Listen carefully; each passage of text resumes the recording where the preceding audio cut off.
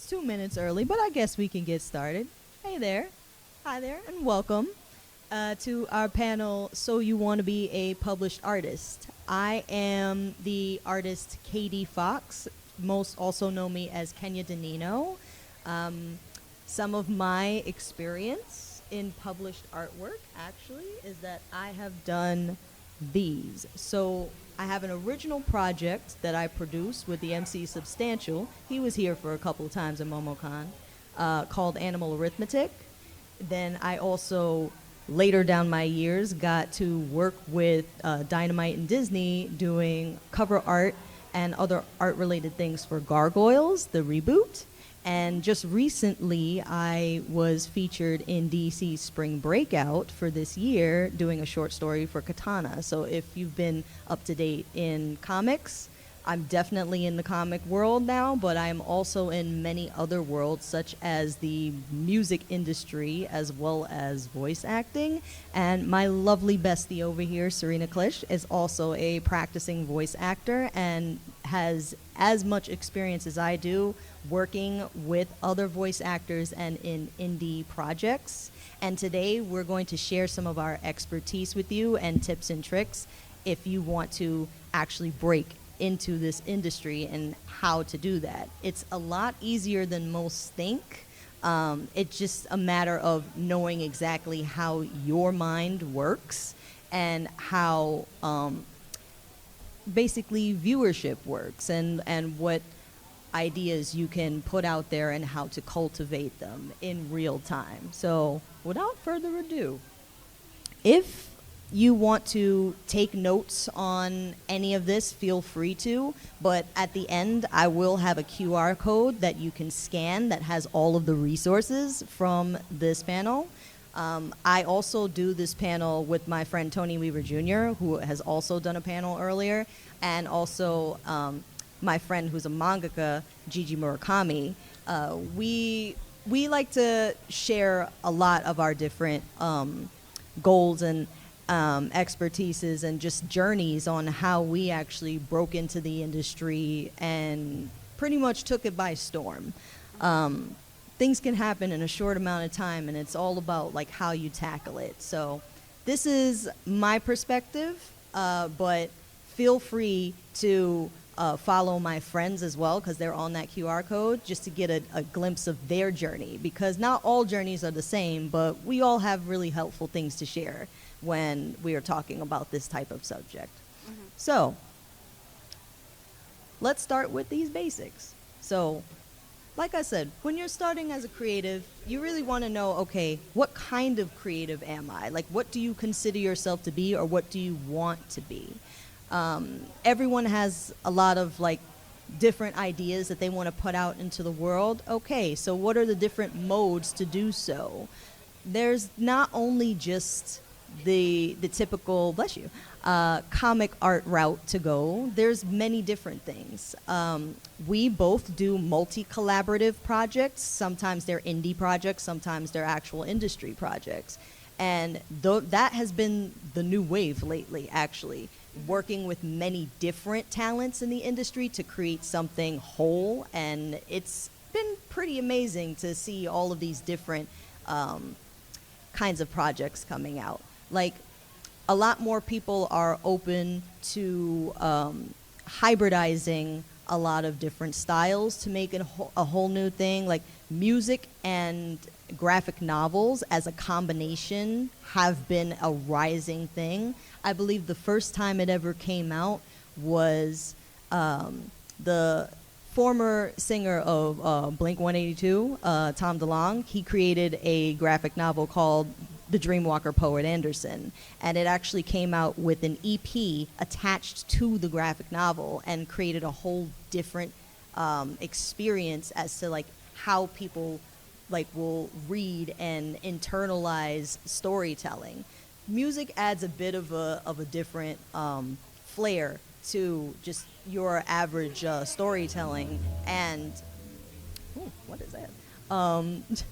And basically, the more different wild cards you can throw into an idea that you have, the better. because everyone's looking for something that's really new and makes people go, huh, that's really interesting. I didn't think that those two or those three or those four things, however many, can go together.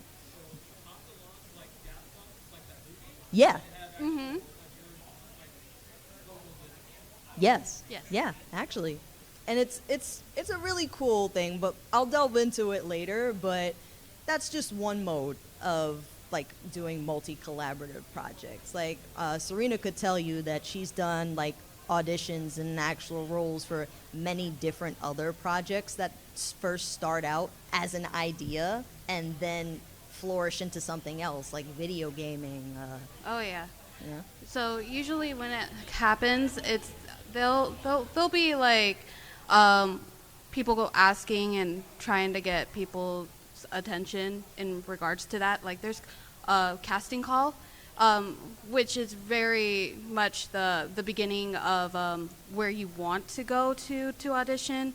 You have to be extremely careful because there has been a siege of AI recently, so you have to be extremely careful on that. There is another website that I was recommended by another voice actor friend, but I can't exactly remember it on top of the head.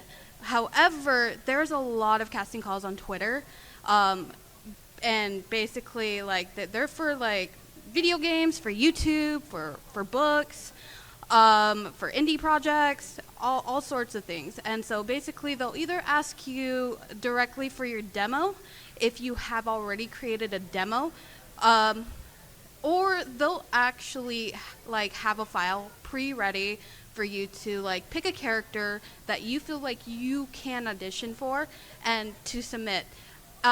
They have recently gone even more like further in regards to like specific like voice actors for like specific characters that are like people of color or people with different language skills. There's a lot of opportunities out there, and it's kind of nice compared to like the early 2000s because there's a lot more opportunities. Right. Even though even though you can audition, don't always expect to get that role.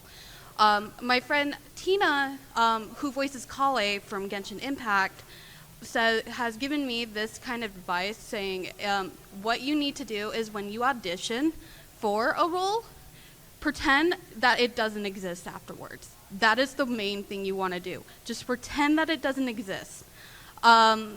If suddenly you get an email one day saying, hey, you got the role, then yay, that's good. But other than that, most of the time, they may email you or you might not get an email back. That's just the way of auditioning for as a voice actor in general. You're not going to always get the role. But like I said, it's not really too difficult to become a voice actor. There's a lot of opportunities that you can do. I would recommend going to classes. There's a lot of classes, actually. So my friend Jun Yoon, if you know him from a few animes, he's in there, and he's in video games as well. See, the cool thing about having a bestie who's also a voice actor, she can give you the inside scoop to like how to start that process too. We're pushing the boundaries as to what we are calling a published artist. Oh, it's okay. It's all good. It is all good.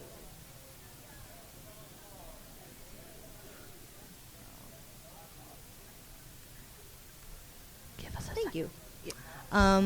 We're pushing the boundaries as to what we're calling like a published artist, because really artists that runs the gamut and the whole scope. So while, we figured it would be a really good like thing to actually give you different perspectives in how you can become a published artist. So by all means, we're going to have a Q&A session after this where you guys can ask us like pretty much anything on the starting process, and you can ask us anything like pertaining to music and the illustration side or the voice acting side, because Serena knows a lot about how to put together demos and things and how to look for these indie projects. So just to put that out there. Oh, yeah. But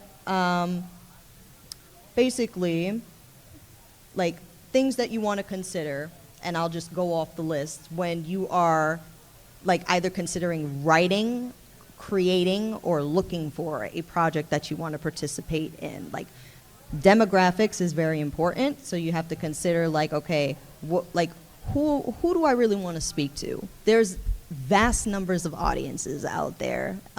Everyone has a different niche. I personally like to appeal to different audiences with different projects. So I'm also an educator, and I teach students who are on the spectrum. I as well am on the spectrum. I like to create projects for them that are separate projects for mental health. Like, I have a children's book in the works called Silver, which deals with the many obstacles with being neurodiverse and what those things look like, and by telling it in the story of a little gray fox who is different than all of the other foxes in many different ways. And then I also have many other interests of mine, and sometimes I like to combine them depending on if it's appropriate or not for their audience, and sometimes I like to separate them. Like, there is a current project that I'm working on right now that is like a fantasy set in like 1940s jazz age Paris. Way different thing, but like, personally, I like to do things where it deals with mental health and also music, because I'm synesthetic. I have to gather energy from music in order to create stories. It's a little bit different for everybody else with synesthesia, but it's kind of cool. It's like having like a little innate superpower and pulling energy from different sources, and that's why I'm able to talk about those kinds of things. Sorry, I would have brought my iPad with me, but, you know, traveling on the plane with that heavy hunk of junk, I don't want to do it. But anyways, lost my train of thought. My bad. Oh, you were talking about sincerity. Oh, thank you. Yeah, yes. No, I completely lost my train of thought. It'll come back. Like I said, perks of being neurospicy. Anyhow, let me go off the list. Maybe it'll come back to me then. All right. So, yes, are you creating as an outlet for your own emotions or growth? That is completely acceptable. A lot of the best stories that are told literally from the heart and from personal experience. So, highly encourage, if you want to do that, but there's other ways to do it. It's like, find what appeals to you the most in life, and that's going to be a very easy outlet for you to pull from, or easy source of inspiration for you to pull from when you are coming up with your own idea that you want to put out to the world or that you want to be a part of.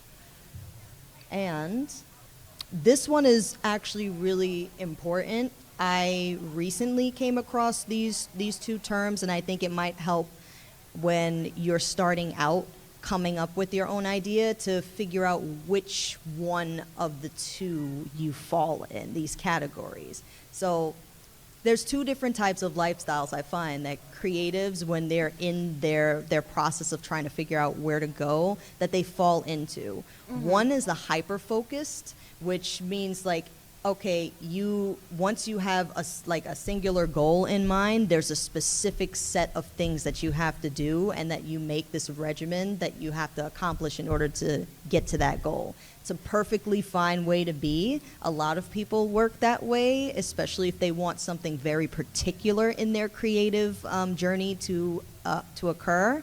Then there's also being a multi-hyphenate, which will allow you some wiggle room to start changing your mind when you realize that your creative process either may not appeal to you anymore, might not be working, or if you want to take a different route. And multi-hyphenates actually use a lot of different modes of creation. Like, sometimes you'll be like, I want to do some drawing. Then you're like, maybe I don't want to draw. Maybe I would rather dabble in like 3D building instead. Or maybe I don't want to do that. Maybe I would rather go into like singing if I like music or producing beats. Or maybe you would want to go into voice acting. There's so many different routes that you can take when you're a multi-hyphenate, and it also gives you a good like idea of how many outlets you can have, because while it is really good to have a single goal, for some people, not all, having many different ways of achieving that goal makes the goal a lot more like accessible. Mm-hmm. And basically, we're going to leave like the majority of the time that we have left for any questions. We can explain in further detail how we got to where we got, or we can answer any questions that you have as pertaining to where you would want to be if you are trying to pursue something in the creative industries in either of our expertises, and we can tell you exactly how to do that. So if you have a question, feel free to line up in front of the mic, and we will answer it as best as we can.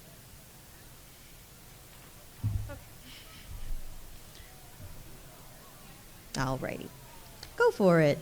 So, as somebody who, like, I guess I would be like a hyper, how did you say it? A multi-hyphenate? A multi-hyphenate. Mhm. As somebody who, like, has, like, a bunch of ideas for projects, and some of them are, like, in music and animation and comics, how would you suggest focusing yourself to be like, okay, you want to do all of this, but you got to focus on it one at a time in order to get into the industry that you want to be in? Okay. So if you find that you're taking a lot of different like creative approaches and you can't just like find the one that works the best for you, I would say that while you are working in many different things, this is where the emotions come into it.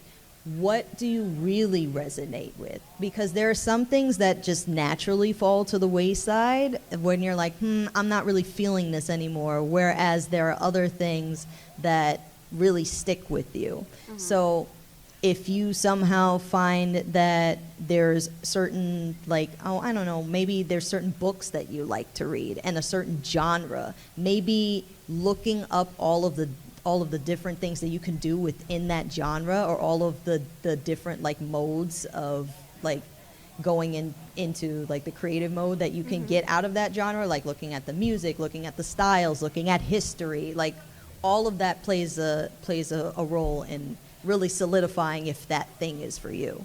Mm-hmm. But it's good to explore. That's really honestly the caveat of being a creative, is that you have the liberty to explore many different things. Yes. Yeah. Okay, thank you. Mm-hmm. I'm going to actually just go to the back of the line real quick. I still need to think of something. Oh, yeah, no. Oh, yeah, that's totally fine. That's totally fine. Hey, I'm Corbin. Nice to meet you.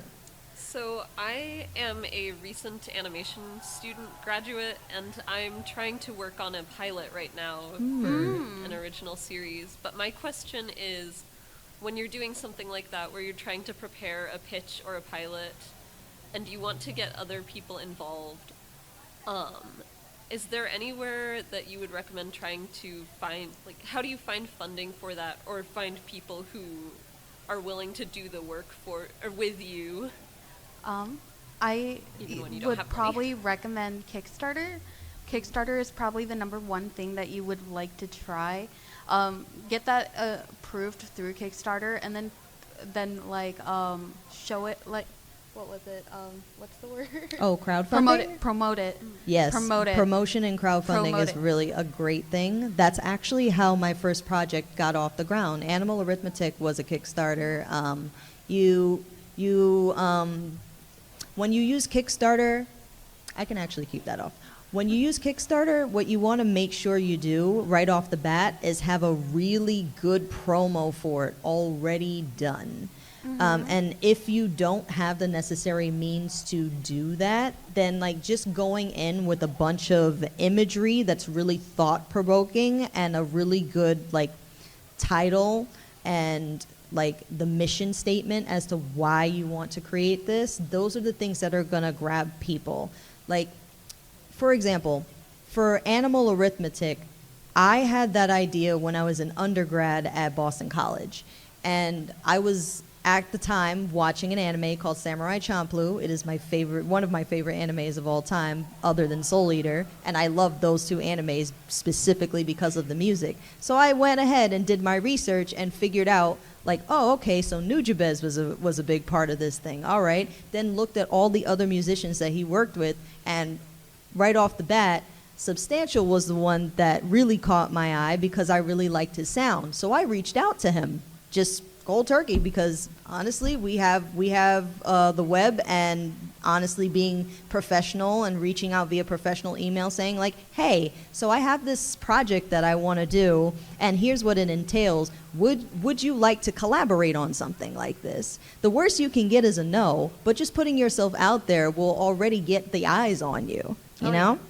And that's kind of how Animal Arithmetic happened, and me and Stan have been friends ever since. And when you meet one person, you meet a whole bunch down the line, Yes. and then that's how projects start to get more eyes on it. So a lot of it is just like putting yourself out there first, meeting the people who can make it really pop, and then just who you know after that. Yeah, basically on that part.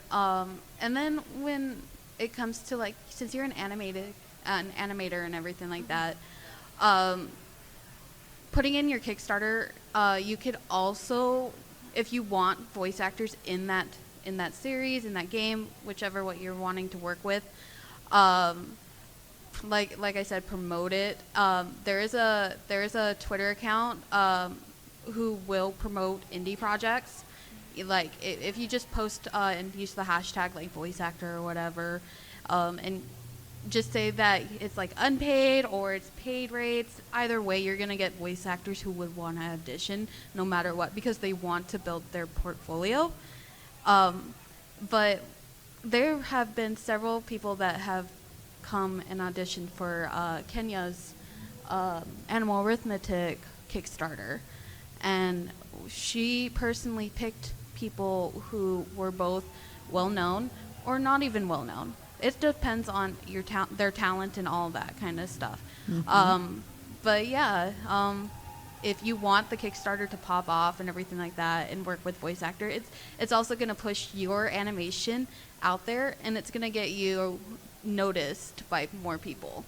So put yourself out there, but do so within your means. So don't try to it's a very important thing to do, just to know like exactly what available resources you have at the moment. Resources grow over time. So you start small, and then once you start building your resources, you think big. Another thing is that you would want to post on your Instagram and your Twitter, like the short animations that you also have, just to get people's attention. Do that, and I'm pretty sure that once you get that attention, get that follow, then kind of focus on your project that you want to do. Thank you. No problem. Hello. Hi.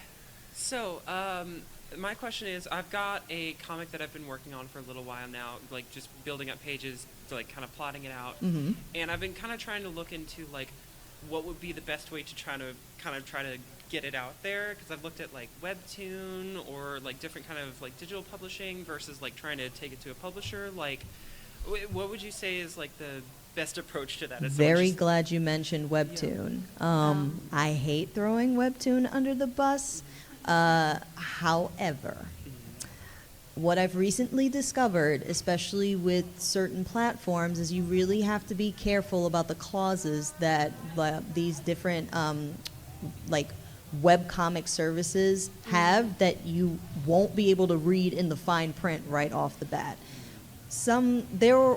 There was a recent I don't know, someone put out an e-blast about how webtoon will put all of these hidden clauses as to what they can own if you use their platform, and you have to be very well aware of that. So whenever you're looking into posting on either webtoon, Tapas, there's a bunch of them out there, right? Look at what they would basically own, like in the FAQ, or just like policies or whatnot, as to how you can post and what they're actually going to take any type of ownership for, because those are in there and those are very sneaky. Would hate to see someone's very brilliant idea be taken by a company just because they didn't read the fine print. it's happened to me multiple times. Sometimes I've even had to go to court for, so I'm very knowledgeable about that. So before you use any of those platforms, just make sure that you're okay with the clauses of how they're going to provide their service to you and what they're going to take from you because they're giving you that service. Yes. Just putting that out there. But in terms of getting a comic out there, a lot of people, what they have been doing, like I've seen Hiveworks do this first. They have a whole website and they allot like a page on that website to someone's webcomic. You can build your own website for your own webcomic and promo that on your own. What some people have done in the past, again, make sure that this is safe enough to do now, is to use Webtoon Canvas to actually put the first chapter of their story up there, or a prequel, and then use Canvas, which, because Webtoon is more well known and more people there's more traffic there. Once you get the traffic on Webtoon, start sending people to your original site so that you never have to use another thing again, and all the viewership comes to your site. You don't have to worry about any of the clauses. That is actually, if you don't mind, a second question. For Webtoon Canvas, I've put out like a couple episodes on there, and you mentioned like the clauses and all that. Like, Yeah. Do those same things apply to like if you have part of it on Webtoon Canvas and then just switch to publishing it elsewhere? Their current policy, I don't think it would matter if you were to just be like, okay, I'm tired of using Canvas right now, I'm going to switch everything over to just mine. That Canvas is the safe space where you can put something up there for trial run read, and then if you no longer want to use Canvas anymore, adios, use your own thing. Okay. Yeah. So, yeah. So if you end up doing your own website, there's a really good example of one of the oldest webcomics that I've known is Mega Tokyo. My uncle actually introduced Mega Tokyo to me when I was a kid. So that they have their own website, and they used to post, like, I believe weekly on their website, but they did promote themselves, even though it was in the early 2000s. So, I mean, like, work your butt off and try your best to promote as best as you can, but definitely 100%. Also, get them actually printed by... Yes. Well, we like to use Mixam. I love them. They're like quick, efficient, really good printing. Get them printed. Find local events in your area. Grab a table. Sell those copies. Heck yeah. That's also promo. Yeah. Yeah, promo that stuff, man. Tables over at conventions, depending on the convention you go into, can range between what now, like 700 to 1,000, or was it? Yes. Okay. Yes. You want to save your money too. I'll talk more about that in a bit, but yes. Yeah, I think that's what we got for you. Thanks. No problem. Hello. Hello. I just wondered how and where I could promote like architectural drawing. Architectural drawing. I have a vague knowledge of it, but where would you want to go potentially with architectural drawing? Not like huge, but just so it gets more known. I would say, you know what? There is a great number of artists who struggle with perspective, especially in comics. I feel like having a knowledge of just how buildings work and like how to build them is a great asset to have. So Hold on. I have seen and heard a couple of my friends who've actually reached out to certain artists who know how to really conjure up city backgrounds, landscape backgrounds. Like that's definitely a job that's out there in the market, because quite frankly, page work is kind of exhausting. It takes a lot. Sometimes I struggle even with my backgrounds as well, but that's why I find projects that I could do where the backgrounds fit my expertise. However, there's a whole like database out there of just people who will hire people for certain expertises. So I say just, look it up. But I'll tell you, in comics, definitely need it.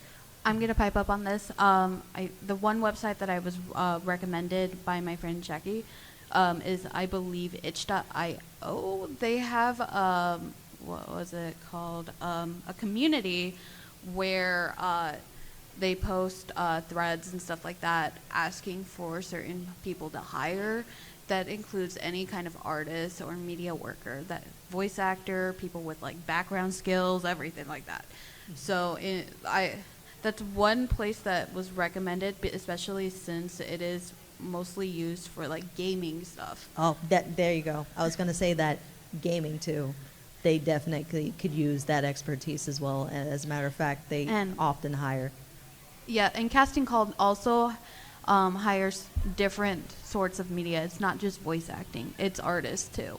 So you can also go into Casting Call and see if there's people wanting to hire people who want to do art for architecture stuff.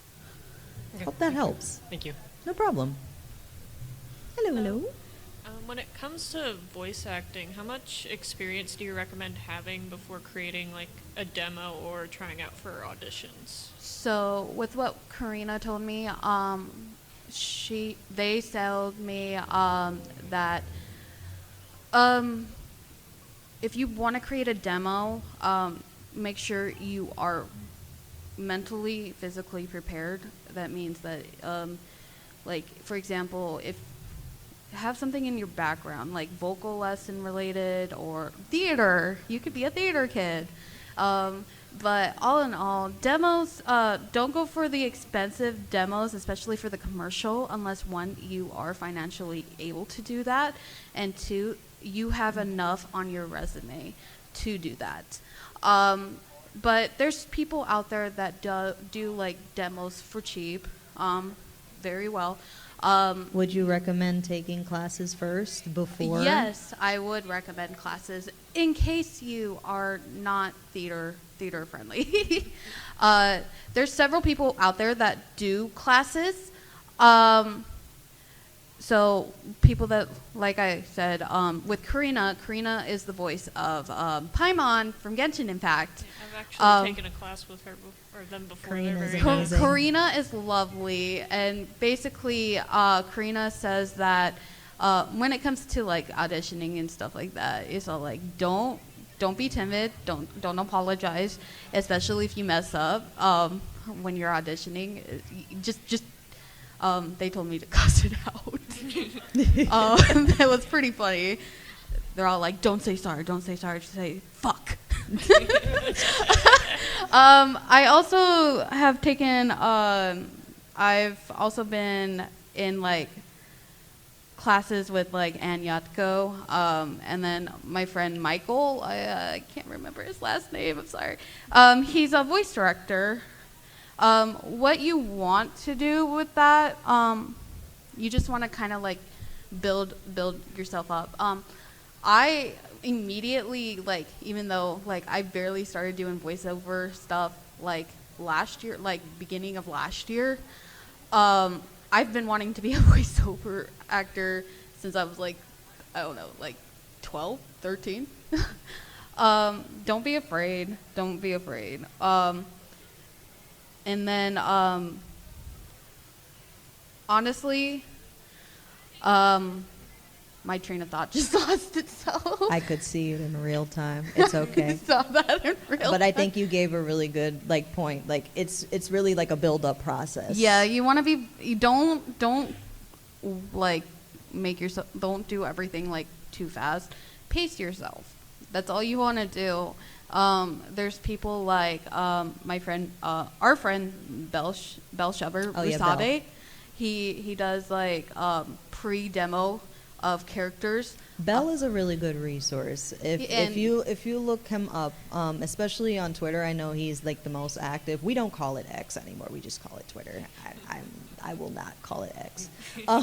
Twitter's X is the only Yeah, one that we can but use dead Bell names here. Bell is a really good resource. If you were to ask him any questions about how to get started on demo work and what things like prerequisites you would need for demos, he's also like a great resource. Yeah, so he did do my helping me with my character sheets and stuff like that because I wanted to do my character demo.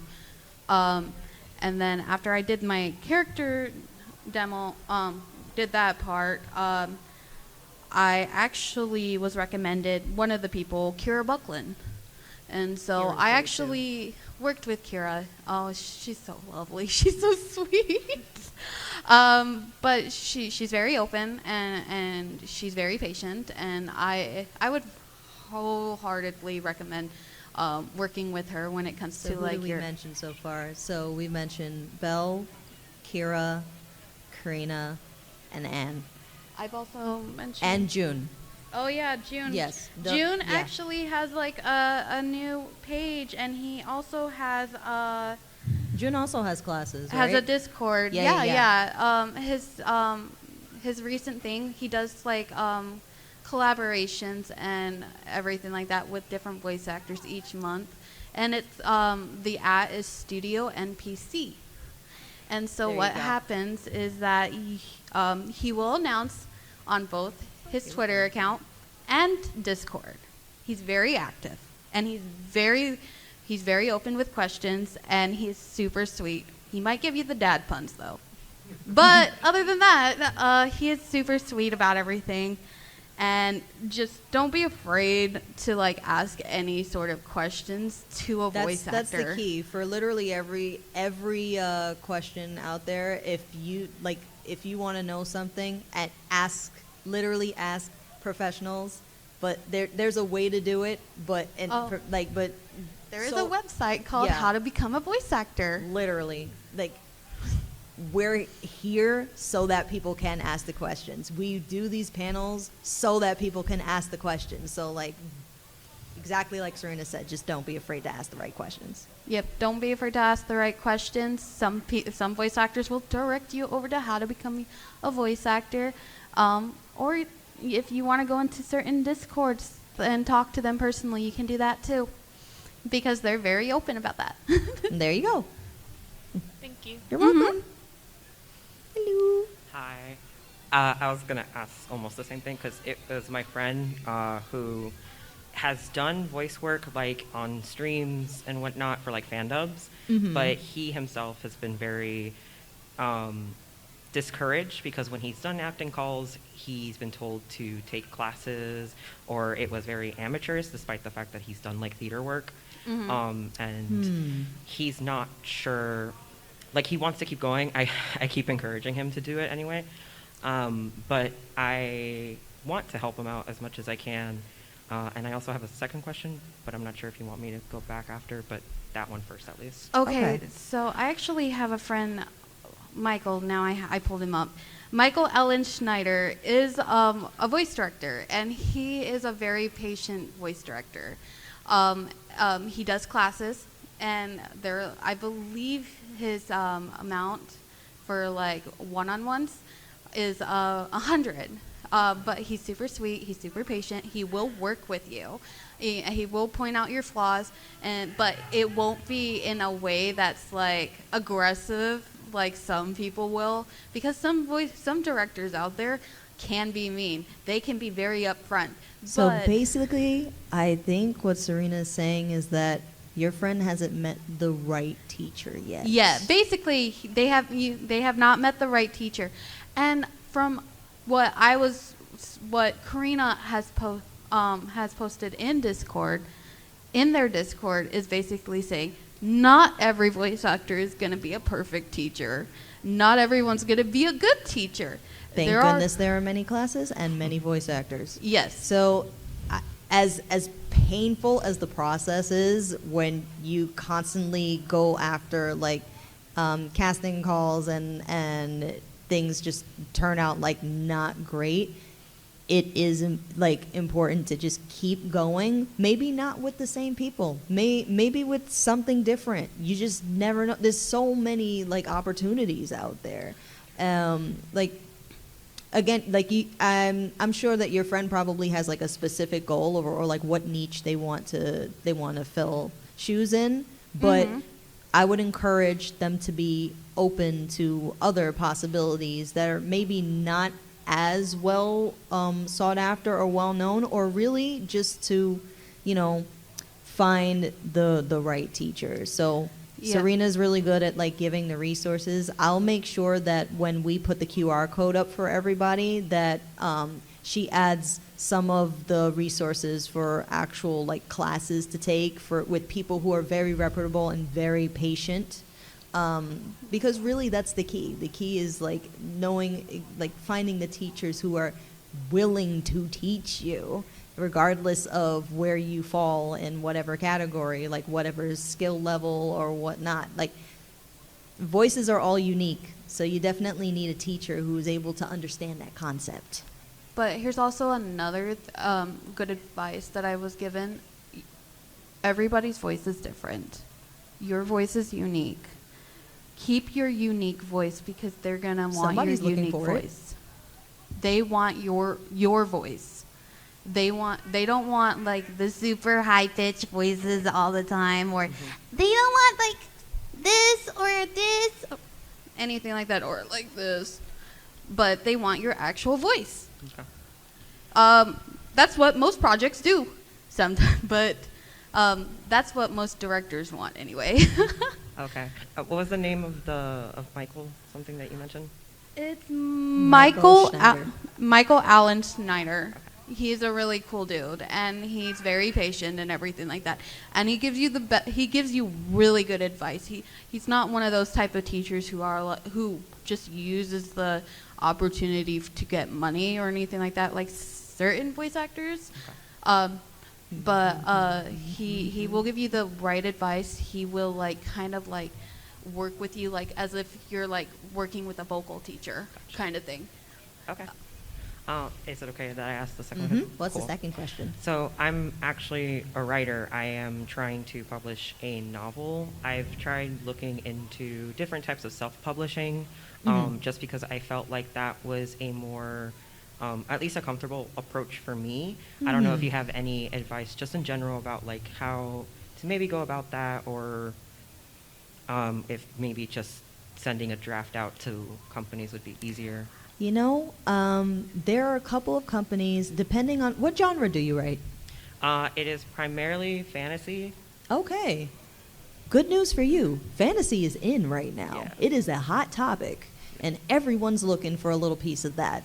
Now it's just a matter of basically what kind of fantasy you're into and finding the publisher that fits your brand of fantasy. I know right now Red Tower Books is really good. Soho Press in New York is really good.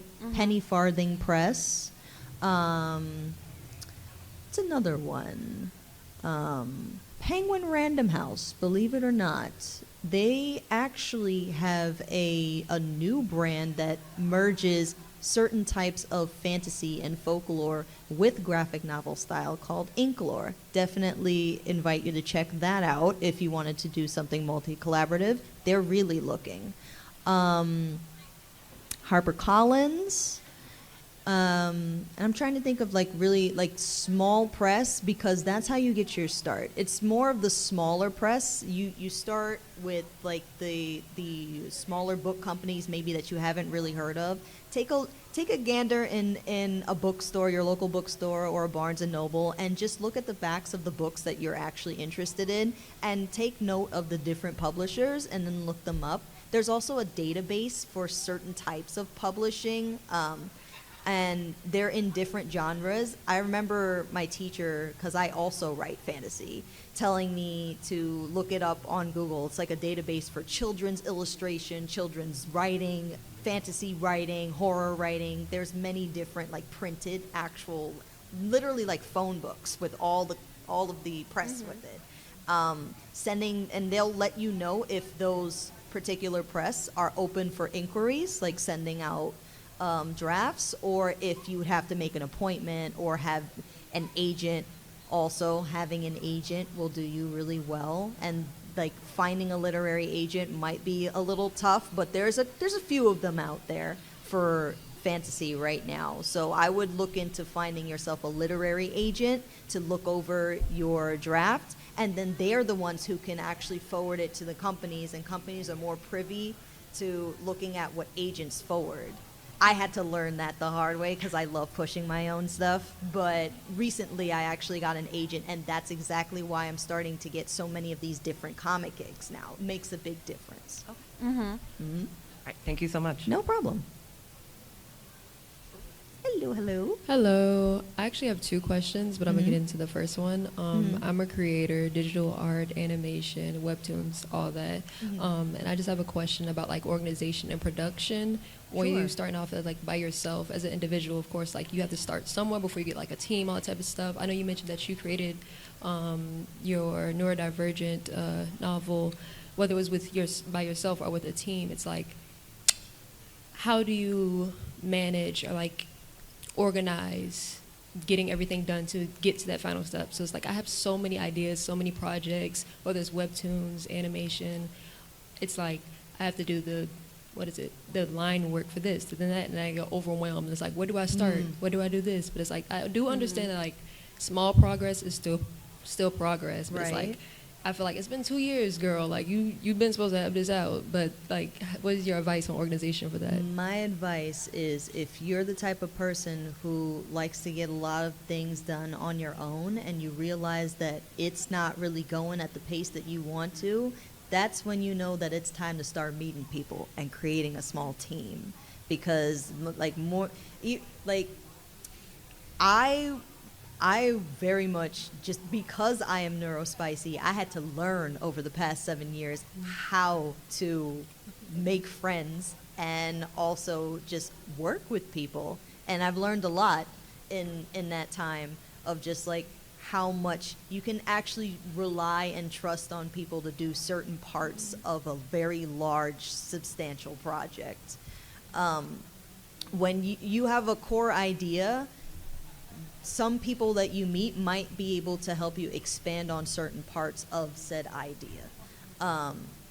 So when I met Stan, I learned so many things from him that actually helped me come up with how I was going to even reach out to all the voice actors and everything for Animal Arithmetic to get this started. And then I met musicians through him. It's really, it's kind of like a snowball effect, literally. That you meet one person and then they introduce you to this person and then that person, and all of a sudden you have a database of actual acquaintances and friends that you can call upon to get certain things done in the project. If it becomes too overwhelming. So yeah, teamwork makes the dream work, basically. Yeah. That is so real, even though I'm not applying it. I don't know why.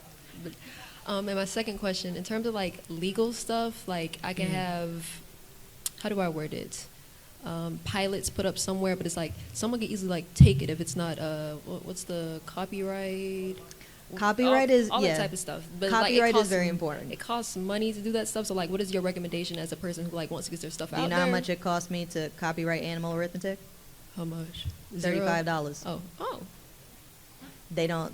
What they'll tell you is that it's a lot of money to copyright something, but they'll never tell you all the How loopholes much? to the copyright office. I had to learn that because I got into a scuffle with the mouse at one point, and I learned a lot about the copyright office after getting into a scuffle with said mouse. But Mousy mouse. yeah, really, I would call the copyright office and ask them, how can you copyright either an idea or a set of images or media into one file? You do have to renew that copyright after a couple of years. However, $35 is a lot less than like a full patent, but it still gives you some protection to keep working under that idea. And if you were to say crowdfund that idea or start crowdfunding it, having it up on Kickstarter's got you. No one's taking that idea while it's in crowdfunding mode. It cannot happen. Perfect. Yeah. That's all for me. Thank you. Thank you. Hello, hello. Hey, how do you like avoid burnout when you're doing a really long project? Because like, I want to do art as a career, but I don't want to end up hating it. Preaching to the choir.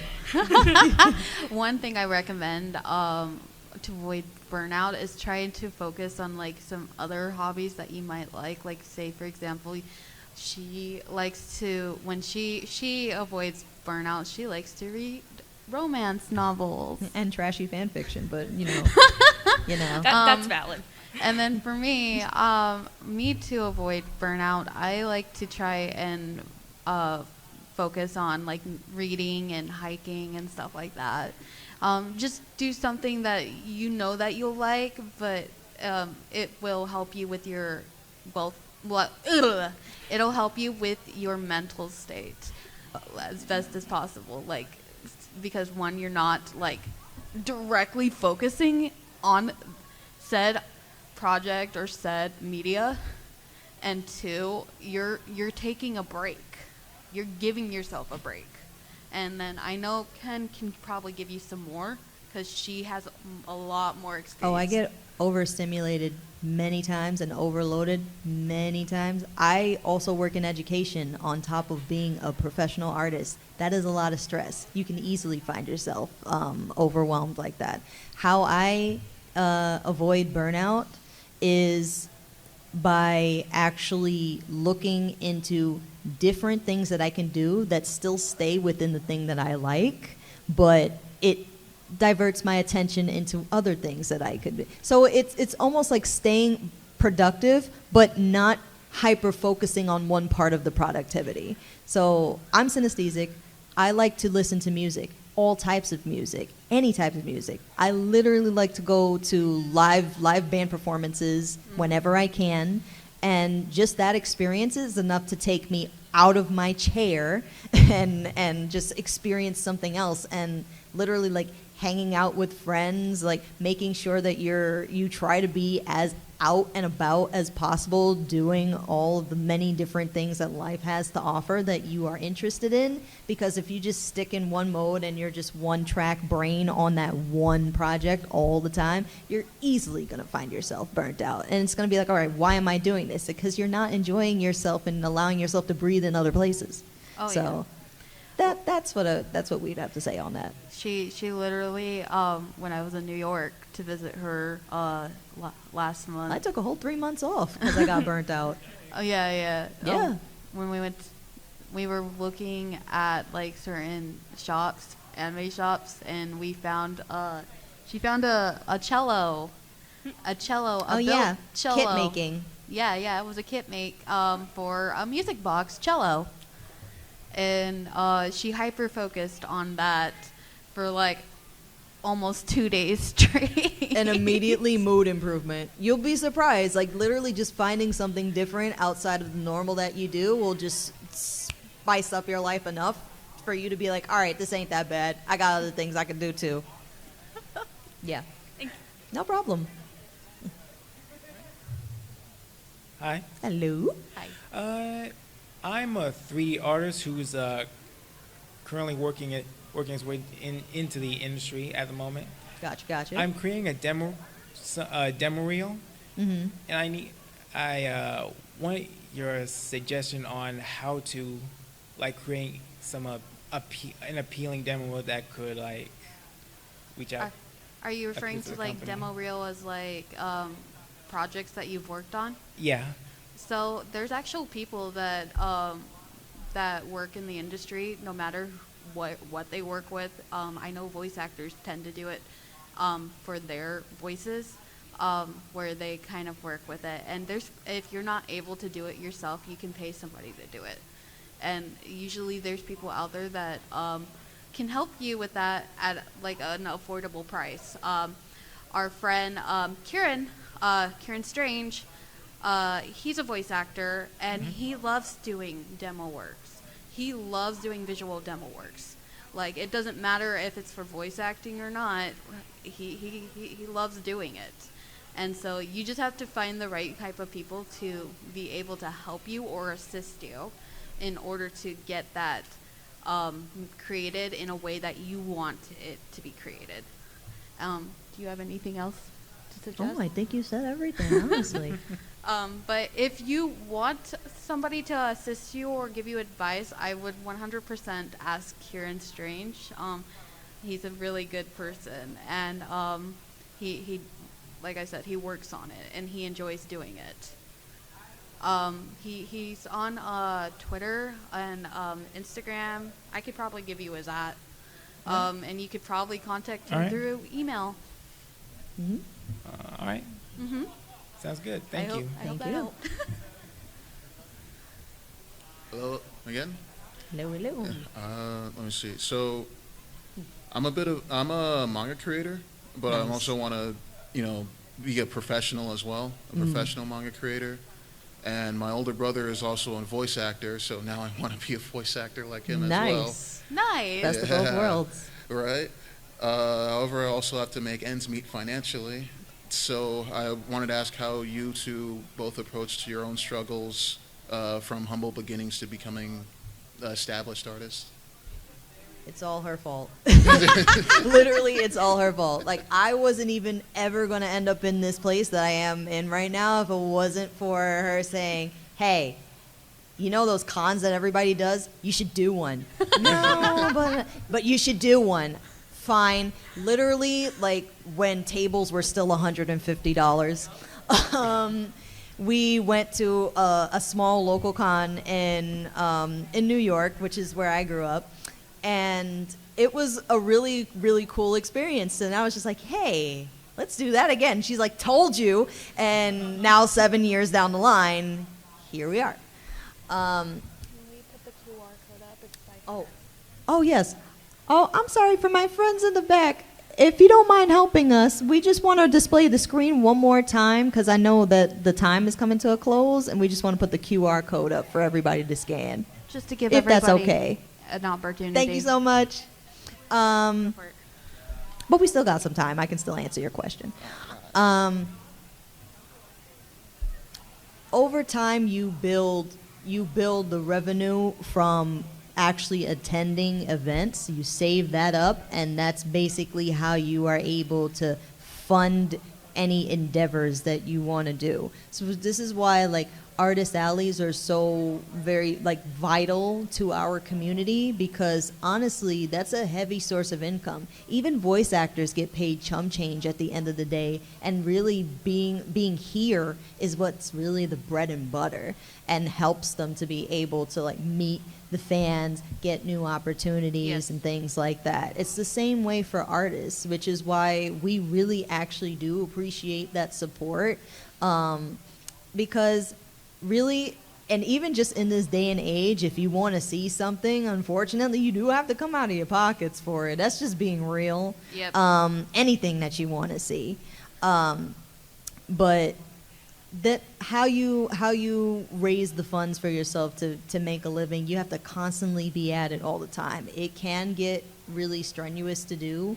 Some of us have different ways of approaching it than others. Like I have, well, both of us for that matter, have full to part-time jobs that we also do in order to keep up with like all the finances of everything, so that we can save the money that we make or the revenue that we make from doing events and actually have it accumulate over time to be able to fund a new project or fund a demo or just things like that. That's the way that we know best how to do it. But if you ask any of my other colleagues, they might have different answers for you that are equally as valid. Did everyone get that QR code, by the way? I did not. I'll put it up one more. I think so. Can't remember. But yeah. There we go. Okay. All right, we'll just put it up one last time for anybody who hasn't gotten that. But yeah, it's different for everybody. It is very different. Like